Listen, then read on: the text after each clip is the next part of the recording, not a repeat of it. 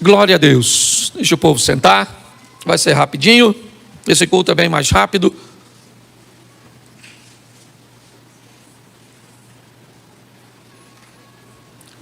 Isso. Pegue a sua Bíblia aí.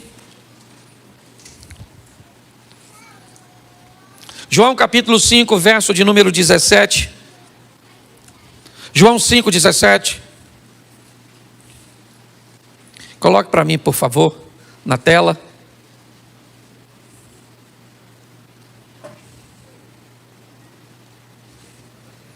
Diz assim a palavra do Senhor. João capítulo 5, verso de número 17. Isso. É João 5. Aí é João 1. Isso. Por isso que a Bíblia de papel é bom, tá vendo? Porque provavelmente você já achou. Amém? Isso. E Jesus lhes respondeu: meu Pai trabalha até agora e eu trabalho. Meu Pai trabalha até e eu trabalho.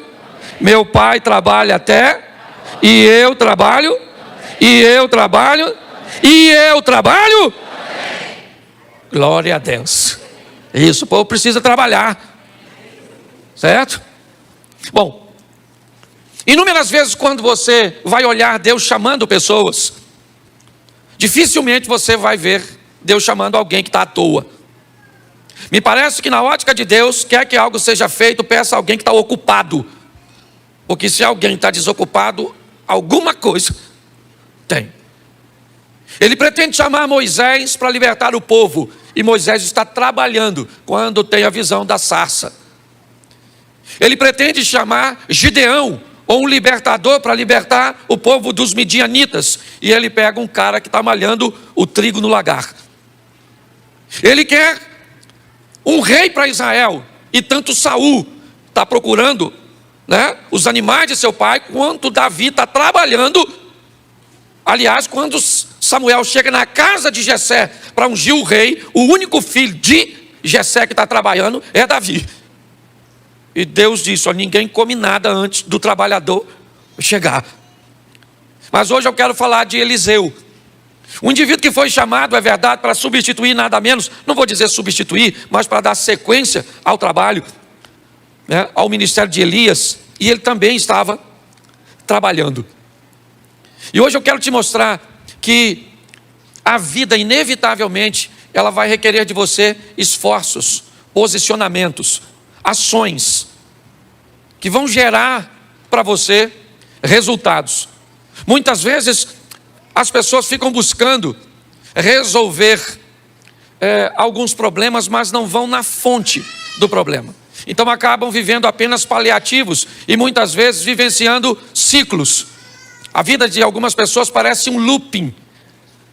Ou seja, hoje ela está bem e ela vai indo bem, mas de repente ela volta novamente numa crise, num afastamento, ela volta num problema. São casamentos vivendo isso o tempo inteiro, nunca conseguem uma constância. E eu quero mostrar hoje, na trajetória do profeta Eliseu, como as coisas aconteceram e pegar alguns exemplos para aplicarmos no nosso cotidiano. Deixa eu te explicar, quando nós queremos que alguns princípios bíblicos, eles se cumpram na nossa vida, o mundo espiritual, apesar da palavra ser poderosa, e nós aprendemos isso e muito, que há poder na nossa palavra, o mundo espiritual, ele não respeita simplesmente o que nós falamos, o mundo espiritual respeita o que nós fazemos. Eu não sei se você lembra, quando alguns tentam expulsar um demônio utilizando a metodologia do apóstolo Paulo, eles ficaram olhando como Paulo expulsava um demônio, e quando um demônio apareceu, eles usaram o mesmo método de Paulo. E o demônio disse para eles: Paulo, eu sei quem é, aquele que Paulo diz eu também sei, mas e vocês, quem vocês são? Então é muito importante você e eu entendermos que a nossa vida está aguardando decisões, posicionamentos, posturas, que podem nos levar para um lugar. Como eu sempre digo, futuro para nós não é um tempo, futuro para nós é um lugar. E para que lugar eu estou indo? Basta eu olhar o que eu estou fazendo. Como é que eu estou me posicionando. Quando nós vamos olhar para Eliseu, eu vou pegar desde o momento que ele aparece, vai ser rapidinho, 5 tópicos, bem rapidinho, para que você entenda. Eu só preciso que coloque aqui, nós estamos com algum problema aqui? Não. Não? Então vamos lá. Primeiro livro dos Reis, capítulo de número 19, verso de número 19. Primeiro livro dos Reis, capítulo 19, verso 19. Partiu, pois, Elias dali e achou a Eliseu, filho de Zafate, que andava lavrando com 12 juntas de bois adiante dele. Ele estava com a 12ª. Elias passou por ele, lançou a sua capa sobre ele. Põe o 20. Então deixou ele os bois, correu após Elias e disse: deixa-me beijar meu pai e a minha mãe, então eu te seguirei. E ele disse: vai e volta, porque te tenho eu feito. Por que te tenho eu feito? Vamos lá. Deixou os bois. Isso aí. Voltou, pois, atrás dele, tomou as juntas de bois, os matou, e com os aparelhos dos bois, cozeu as carnes, deu ao povo, comeram, então se levantou, seguiu Elias e o servia. Preste atenção.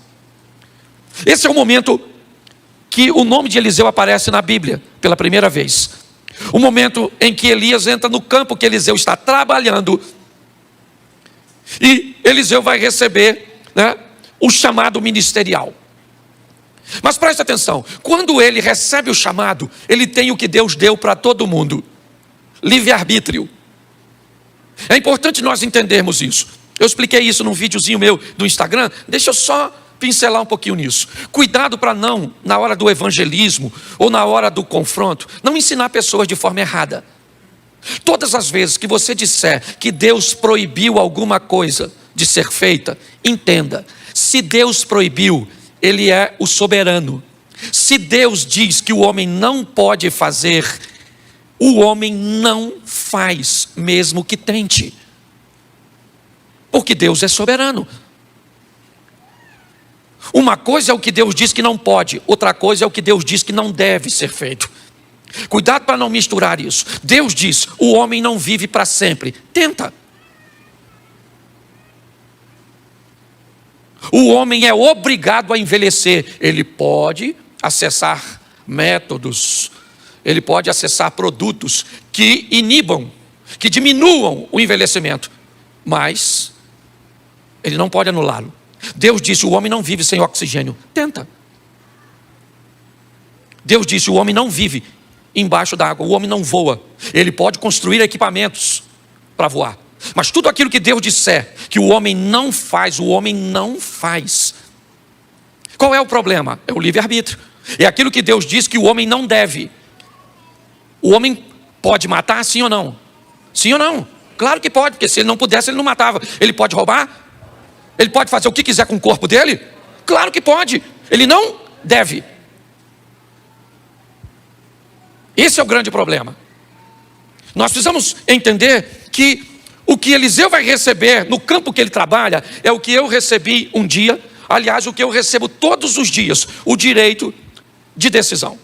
Elias passa no campo onde Eliseu está trabalhando e convida Eliseu a deixar tudo aquilo e seguir-te.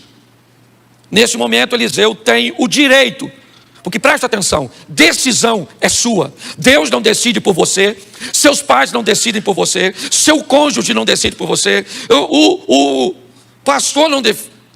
A decisão, ela é sua.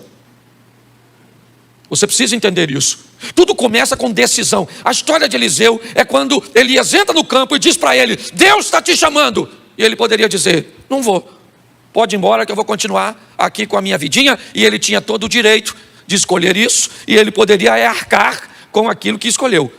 Se você não conhece a história, vai ver a história de um camarada que pede para não morrer, quando Deus disse que ele deveria morrer. E você vai ver qual foi as dores que Ezequias viveu, que não precisava ter vivido, no período de 15 anos que ganhou de vida. Talvez quando você lê isso, você vai falar assim: caramba, esses 15 anos de Ezequias foi para ele uma maldição, ao invés de uma bênção. Porque Deus sabia o que estava fazendo. Quando nós olhamos para esse momento, o que nós vamos ver é que quando Eliseu decide ir, ele vai até Elias e diz: eu vou, mas eu não vou de qualquer jeito. Eu decidi ir com o Senhor, Mas se é para eu ir, me deixa em casa, porque eu vou beijar meu pai e a minha mãe. Se é para eu ir, aguarda um pouquinho, porque eu vou matar meus bois. Eu vou pegar aquela estrutura de madeira que une os bois e vou fazer uma fogueira. Eu vou destruir tudo aquilo que me prende à vida antiga antes de eu ir para a nova.